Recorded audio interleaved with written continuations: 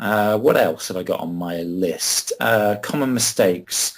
Some of the stuff, that's a good point, actually.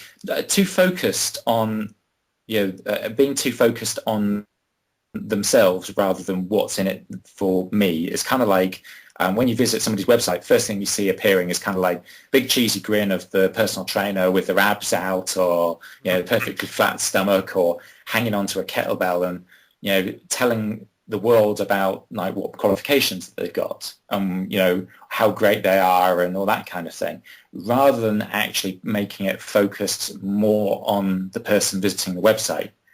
I'll give you an example. It's better to say something like, are you a female from females from, I don't know, whichever city, Oxford. Let's go for Oxford. Females from Oxford. Do you want to lose 5 kilos in the next 6 weeks? If so, read on below, kind of thing. And it starts answering the questions that people have in their own mind when they visit your website. Is this person going to help me? Is this person going to give me the result that I'm looking for? Is this thing, what's in it for me? What's the reason why I'm on this site? Is it going to actually help me? And that's a much, much more powerful kind of headline kind of way of making sure that people stay on a site, other than having just a picture of a cheesy grin and a set of abs sticking out kind of thing. It's so it's I would say the big mistake is being too much focused on them as a PT rather than what you can provide the end client. That's it, and sort of touching their emotions. Absolutely, yeah. Touching them, then twisting the knife in a bit more, and rubbing some salt into the wound as you go along. Whilst you don't want to cause agonising amounts of pain, you do want to sort of, to a certain degree, sort of play on those emotional aspects, because ultimately, when people come looking for a PT, they're emotional. They've got a problem that they're looking to have solved. That's it, definitely. What's the other thing?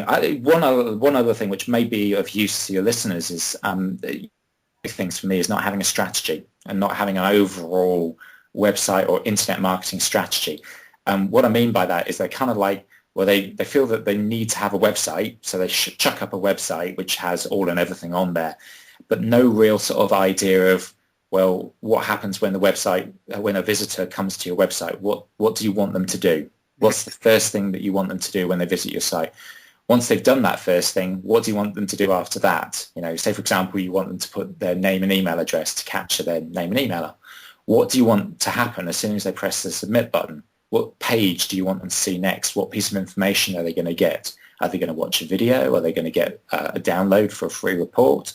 Are they going to be sent to your sales page?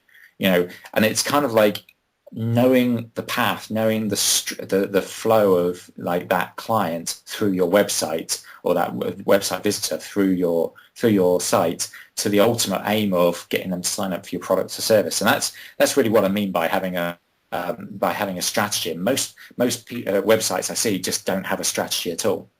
Definitely. So like, if they don't have a strategy, what do you think is the perfect Fit Pro web strategy? And then sort of why is that, do you think?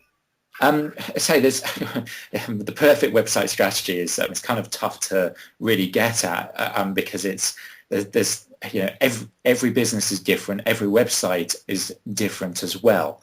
But the actual whole website or internet marketing strategy starts well before somebody actually lands on your ultimate pay website, the site that people are actually going to give you some money. For me, I like to focus everything around a blog, and a lot of people have argued with me about blogs and their effectiveness. Right. And I like to utilize a blog as being the central sort of aspect of where you're driving all of your traffic to. So, for example, you're doing social media stuff, so you're posting status updates on Facebook or Twitter, or putting YouTube videos up, or creating articles, all that kind of stuff. Well, you've got to send all of that traffic that finds those items, those individual items. You've got to send them somewhere. And in the perfect world, for me, sending all that traffic to your blog is the ideal.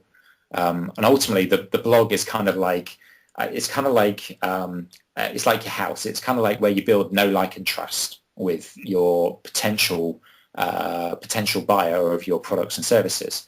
And the blog is kind of like the soft way of introducing yourself to the world and telling people about your values, your beliefs, your passions, what kind of people that you are helping, what's your, what the questions that you like answering or you most commonly answer about your particular program or that kind of thing. And it's a much softer way of leading somebody through to actually buying your product or service in the long run. And so I use blogs quite a lot for each different market or each different niche that I serve. I create a separate blog.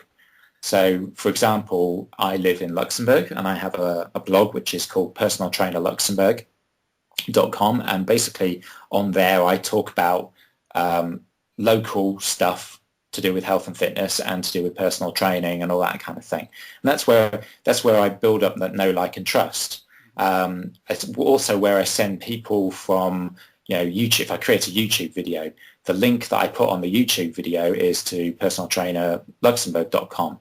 All the articles I write direct people back to that blog as well. So it's kind of where the swarm of traffic comes in, and that's where they sort of, they get to read all of the articles that I've written. So they get to read my values and my beliefs. They also get to hear my voice because they can watch videos on there as well. They can see how I interact with people in kind of I teach maybe an exercise, and they hear how I work, rather than, because one of the biggest fears that people have when they hire a PT is kind of not knowing if this guy's going to, be the drill sergeant with the whistle and the cap and kind of thing, and shouting at them to do, or, the whole sort of the TV programs with the ultimate fat loss TV programs, Biggest Loser type thing, where they've got this jumped up personal trainer yelling at them to shift their fat ass and all this kind of thing. So it's not the most constructive way to do things, is it?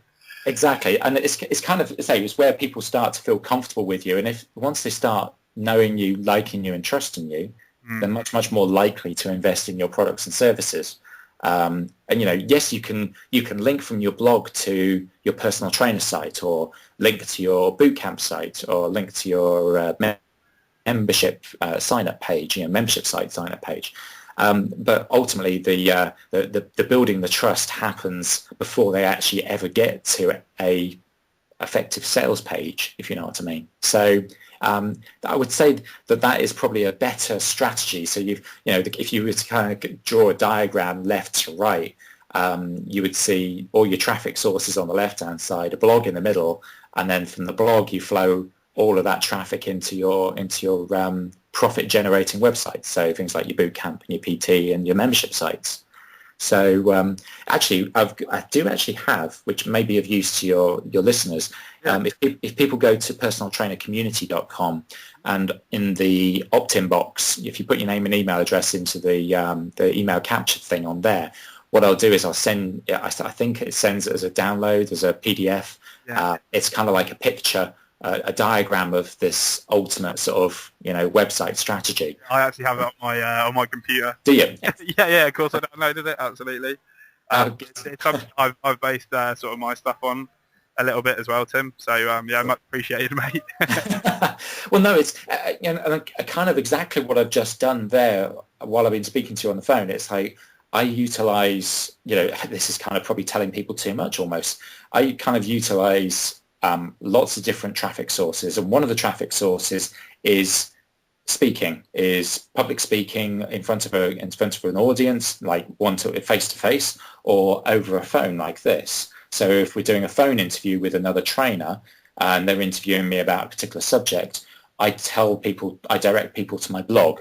That's where they can find more information about me. They can get, they get to know, like, and trust me on that blog before I ever try and sell them anything later on down the line.